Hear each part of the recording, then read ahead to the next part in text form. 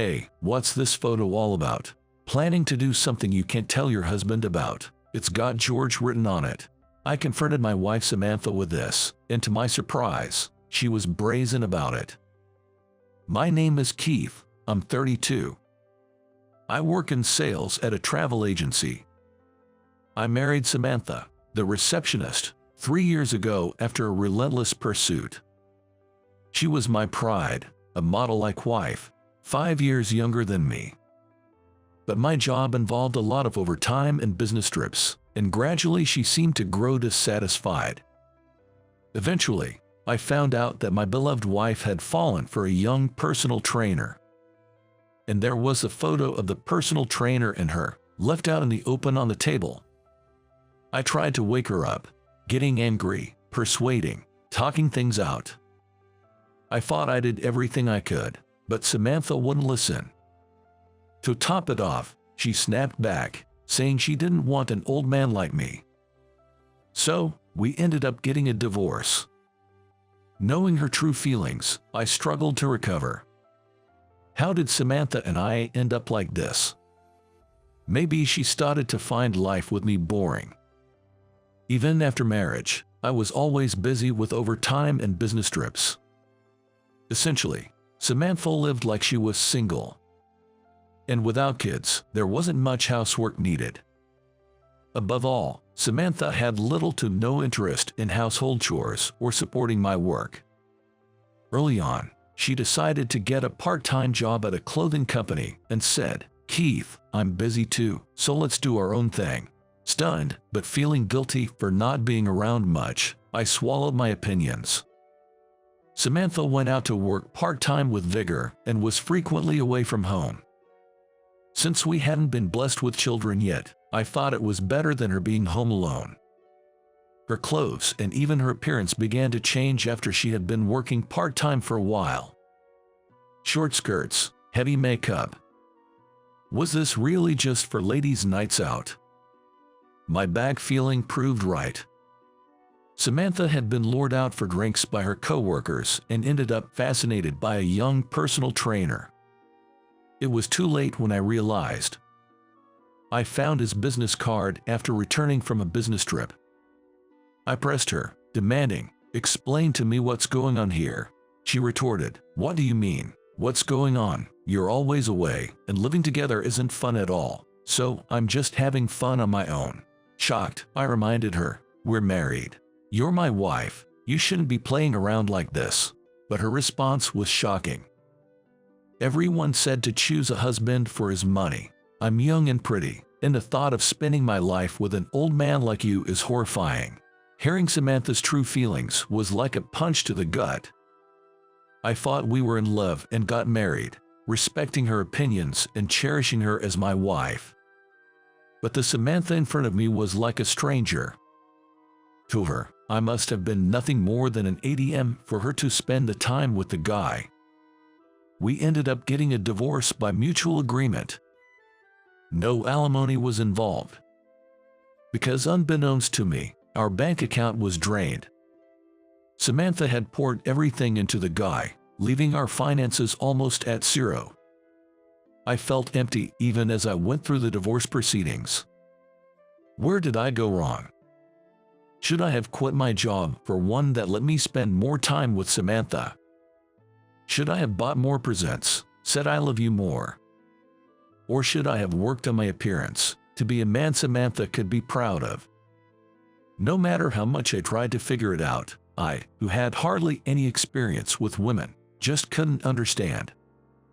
Samantha was incredibly thoughtful and bright in personality. In our social group, she was the type everyone adored, and being with her always lifted my spirits. She was slim and model-like, the complete opposite of my average build, and always looked much younger than me. Samantha was undoubtedly the wife I was proud of. But then she called me an old man. While finalizing divorce procedures, I felt like I was branding my life with failure, and honestly, it got me down. Thus, as a man who lost his wife to a young man, I embarked on a life with a divorce under my belt. Honestly, My daily life didn't change much after the divorce. Samantha had always insisted I do my share of the housework, and with constant dining out, the kitchen stayed clean. But the room, devoid of Samantha's belongings, felt desolate, like a monochrome photo, reminding me of my newfound singleness. Unable to recover from the shock of divorce, I threw myself into work to forget Samantha. I eagerly took on sudden business trips and overtime. Then, a colleague named Emily, recently assigned to my department, said, "You'll flip if you keep pushing yourself like this." I used to be the same, placing a coffee on my desk. Her casual kindness meant the world to me, especially in my post-divorce gloom. I thanked her. "I really appreciate your thoughtfulness. Please feel free to ask me anything if you're unsure about the new department." Wanting to return the favor, I took on supporting her work. Turns out she was looking for someone approachable to ask questions. Emily and I started talking several times a day at work, and as we got comfortable, we began having lunch together. Our conversations over meals were surprisingly enjoyable. I loved traveling and spas, and shockingly, so did she.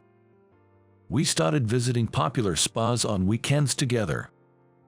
Of course, separately for men and women, but having someone to dine with afterward was a real joy for a divorced man. We'd stop by a bar on the way back, cheerfully toasting. We indulged in drinks and food, liberating our work stress as if competing. Eventually, we began sharing more personal stories, naturally drifting into our pasts. I hesitated to talk about my previous marriage, but something made me want to confide in Emily. Actually, I was married before, but my wife fell for a young guy and left me. Said she didn't want to be with an old man like me. We got divorced just like that. To my surprise, Emily revealed I actually had a thing for a young guy in the past. The work targets were so tough, just like your ex-wife. I was speechless, and she said, "Don't worry about me, I've quit that." There was a moment I realized a guy was saying the same sweet things to another woman as he did to me. That woke me up, and luckily I didn't sink too deep. I hope the other woman has also woken up by now. She shrugged playfully.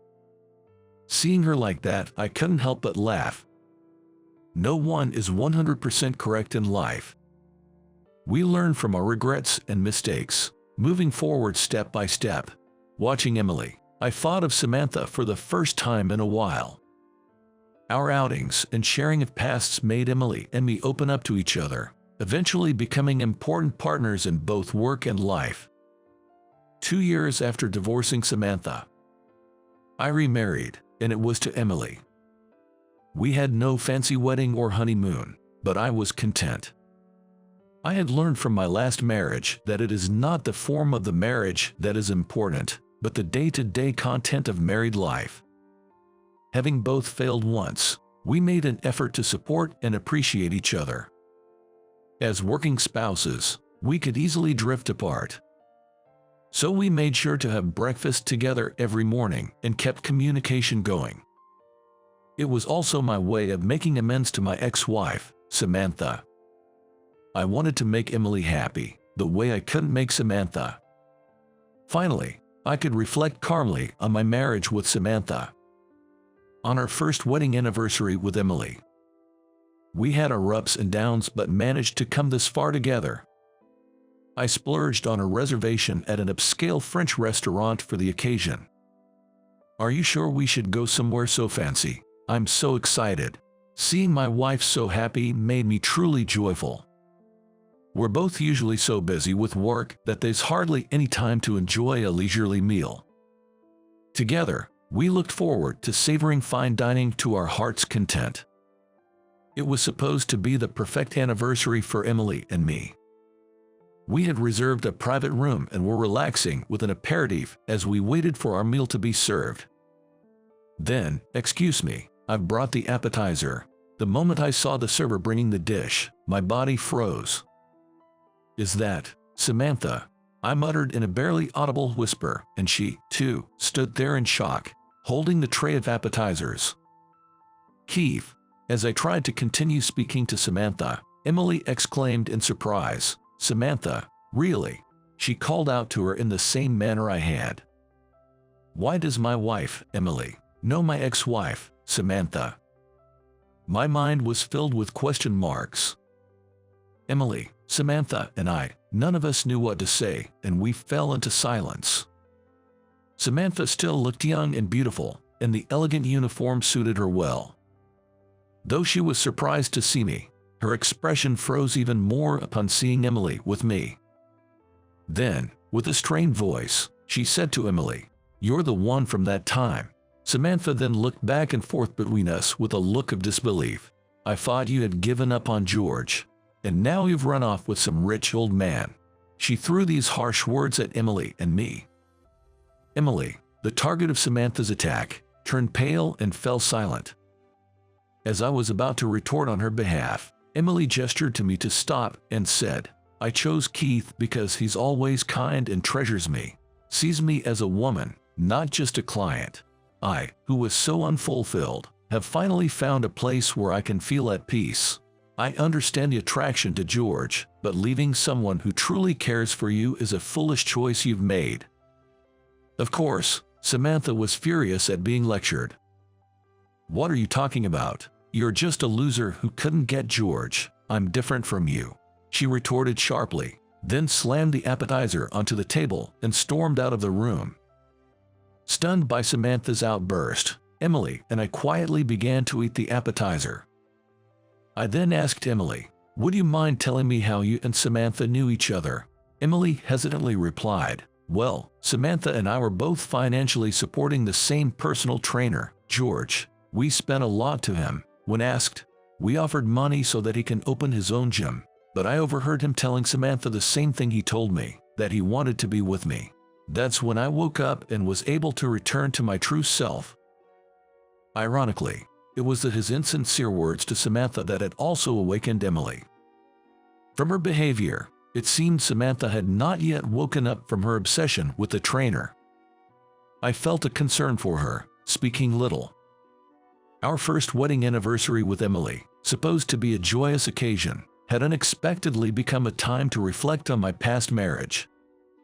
The course menu that followed was delicious, but predictably, Samantha didn't return to serve us. However, Samantha's hurtful remark about me being an old man reopened old wounds in my heart. I wondered inwardly if someone like me could really make anyone happy. Feeling downcast, when Emily asked, "You're not eating, is something wrong?" I replied with self-doubt, "Maybe if you weren't with someone like me, you wouldn't have to hear such awful things from Samantha on our anniversary. I'm sorry, our married life must seem so dull, right?" Emily shook her head softly and said, "I chose you, Keith, not some young flashy guy. You're genuine and substantial. Being here with you today is the happiest day of my life." Tears streaming down my face, I nodded in agreement. Grateful for having her in my life, we thoroughly enjoyed our meal and paid the bill. Before leaving, I approached the reception. "I'd like to thank the waitress who served us first today." Reluctantly emerging from the kitchen, Samantha listened as I said, "I've always wanted to apologize to you. I'm sorry for leaving you alone in the apartment, for refusing your home-cooked meals because of work, for not properly acknowledging your struggles. You must have felt out of place in our home. I regret not realizing that as your husband, but I'm sure someone will understand and appreciate you. Samantha, please find happiness this time." As I bowed deeply, I heard sobbing. Looking up, I saw Samantha crying like a child. And then, from behind me, I heard the sound of someone sniffling. Behind me, Emily was also weeping. Realizing my past mistakes and weaknesses through 2 marriages, I had finally expressed my long-held feelings to Samantha. Resolved not to make anyone cry again, Emily and I headed home. "Mom, is that all the stuff I'm taking to daycare?" I asked Emily, who was busy getting our child ready. Since then, Emily and I had been blessed with a child, and we were leading a busy life as working parents. Though I try hard in parenting, I'm often scolded by Emily for being unhelpful. But as a husband and father, I'm striving more than ever for my family. And Emily, No matter how busy, always makes sure to pack a lunch for me. It's my supportive wife and lovely child that keep me going.